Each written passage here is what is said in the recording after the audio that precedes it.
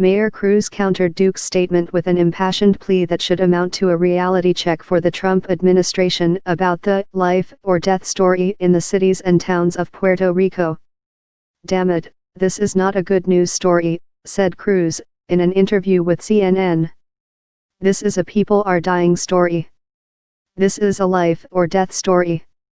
Hurricane Maria engulfed the entire island of Puerto Rico when it made landfall there on September 20.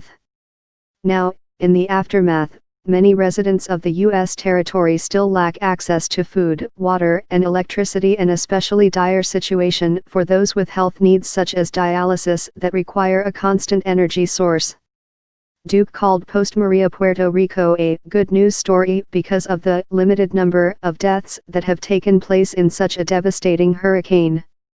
The official death toll from the hurricane so far stands at 16. However, according to the Miami Herald, the number of actual hurricane-related deaths could be much higher, even rising into the hundreds as the crisis continues. "This is a story of a devastation that continues to worsen because people are not getting food and water," said Mayor Cruz. "If I could scream it a lot more louder, it is not a good news story when people are dying."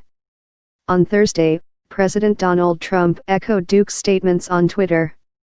In a series of tweets, he emphasized the extent of the damage in Puerto Rico, but also focused on the gratitude of the Puerto Rican government, the great job of first responders, and his wish for the media to treat his government's response fairly.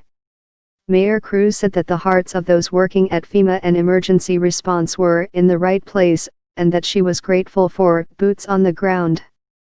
But she continued to object to the Trump administration's continually positive characterization of the devastation of her people.